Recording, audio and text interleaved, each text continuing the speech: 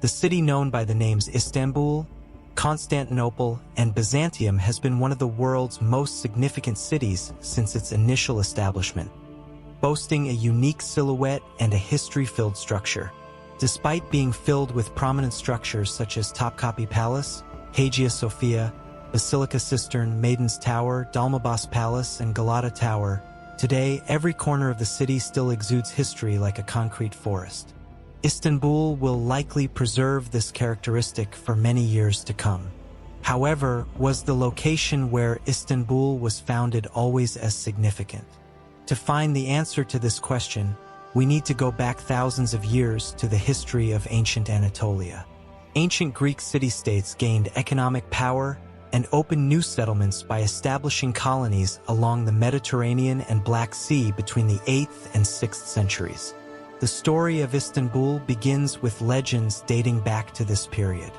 The king of Megara, an ancient Greek city-state, goes to Delphi to consult the oracle of Apollo with the intention of establishing a new colony. The oracle instructs him to proceed until he reaches the land of the blind. The Byzantine military advances at sea until they reach the location described by the oracle. Eventually, they cross the strait and arrive at the historical peninsula known today as Sultanahmet. Across the strait, in the area where present-day Kadıköy is located, they discover a settlement called Chalcedon and establish a colony there. Over time, this settlement takes on the name of King Byzantius and is called Byzantium. Although the legend involves mythological elements, written records indicate that the initial settlement in Istanbul was established by the Megarians in the 7th century BCE. Byzantium extends its historical roots back to as early as 658 BCE. However, modern archaeological evidence reveals the existence of a small village-type settlement in the vicinity of Sarayburnu dating back to as early as 6000 BCE. So, if the Megarians established the first settlement here, what happened to the earlier settlement? It is likely that people inhabited this area thousands of years before the establishment of the Megarian colony. But if we accept the version that the Megarians founded the city, it is probable that the earlier settlement was abandoned and disappeared. In this sense, it is possible to say that the history of Istanbul goes much further back than Byzantium. Looking at the history of the Byzantine route, we see that the importance of the city changed over time. Shaped as a trading city due to its location at the entrance of the Black Sea, the city gradually expanded across the Bosphorus, reaching the present-day Kadıköy.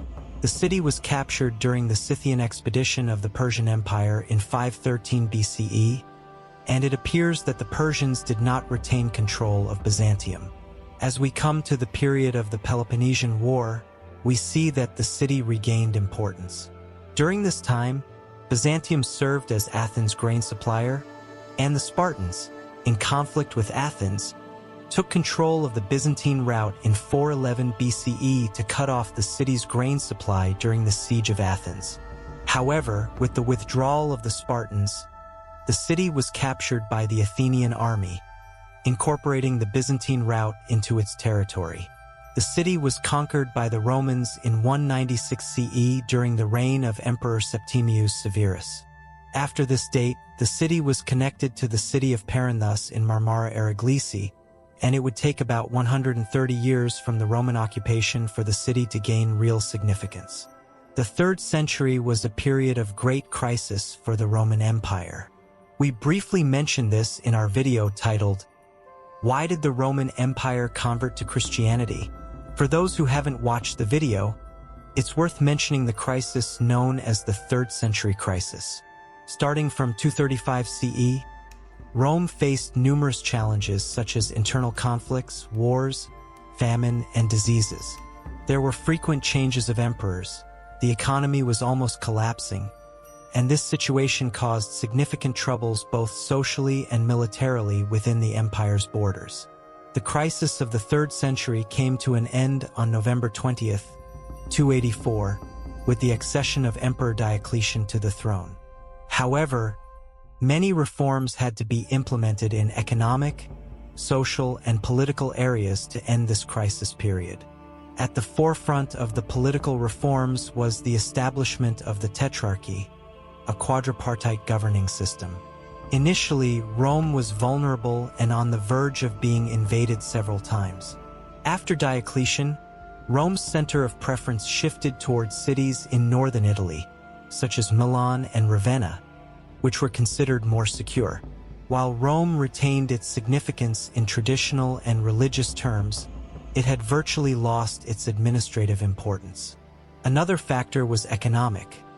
Revenues from the western mines started declining, leading to the eastern provinces gaining more importance within the empire. The shift of the capital by Diocletian, the ruling Augustus, to the east was mainly driven by foreign policy concerns. The Sasanian Empire, one of the empire's oldest enemies, ruled in the Iranian territories. Shifting the empire's center eastward was seen as the simplest way to more effectively combat the Sasanian Empire, and Diocletian chose Nicomedia as this new center. However, during this period of rule, Constantine, who was in power, would build his own city, and this city would be named after him, Constantinople. The defense system of Emperor Constantine's new capital was strategically located to be easily defensible when well designed. Considering the vulnerabilities of Rome, the capital of the empire, from a defensive standpoint, Constantine's decision to move the capital from Rome and build Constantinople was a significant strategic move. This new capital was positioned in a location that could not be besieged due to the strong currents of the Istanbul Strait and the periodic southwesterly winds from the Sea of Marmara. When the entrance of the Golden Horn was closed with a chain, the city could only be besieged from the land side, making a genuine siege challenging. Constantine was well aware of the security issues in the western territories of the empire and the capital Rome. Thus, he rebuilt the city as Constantinople. The construction process began in the year 324 and took 6 years for the city to fully transform into Constantinople. However, despite all this, Constantine's job was not yet finished. When a new city was built, it was necessary to revitalize its population. The political mechanism of the empire was still in Italy, and compared to other cities of the Byzantine Empire, it had a low population. Constantine needed to make his new city more attractive. For this purpose, artworks from important cities of the empire like Rome, Antioch, and Alexandria were initially transferred to the new capital. New structures were being built, and approximately 40,000 Gothic workers from the north of the Black Sea were employed in the construction of the city. Constantine initiated a series of arrangements and restructuring to make the city more appealing. The famous Hippodrome was expanded, with its capacity increased to 80,000 people.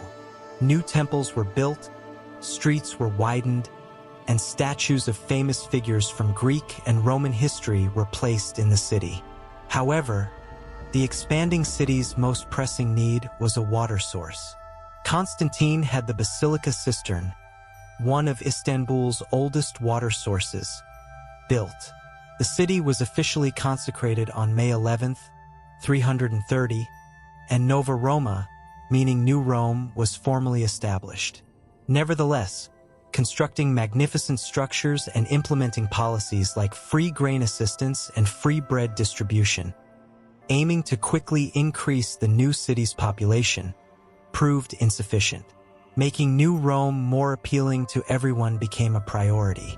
For this purpose, various assistance policies, such as free grain aid and free bread distribution, were implemented to attract people from farmers to merchants, craftsmen to artists to the new city. For instance, in 332, 117 distribution points were established in 117 different areas of the city, and around 8,000 loaves of bread started to be distributed daily. Over time, such policies led to the migration of people from the surrounding region to Constantinople. The next step was to remove the new city politically and administratively from the shadows of the centers in Italy. To achieve this, it was necessary to persuade important statesmen to move to Constantinople. A significant portion of the senators continued to reside in Rome because many of them owned property and estates there. Constantine offered them many lands around Constantinople to attract them to the new city. While this plan led some politicians to settle in Constantinople in the short term, it would take at least another 50 years for the political power of New Rome to reach the level of the old. The empire now had a new capital, and this had tremendous historical consequences. What were these consequences? Let's briefly analyze them now. Rome, as a city-state, had maintained a structure characterized by Latin traits since around 753 BC. The official language of the empire was Latin, and emperors and the Roman people spoke Latin. Latin had become the dominant written language in many regions of Europe and would continue its influence throughout the Middle Ages. However, the eastern part of the empire was under the influence of Greek.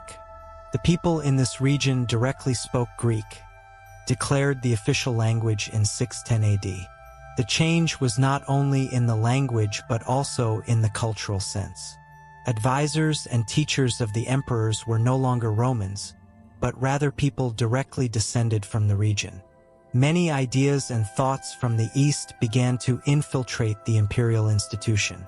In the West, emperors were described as princeps, meaning first citizen in Latin, and their position was generally considered the first among equals.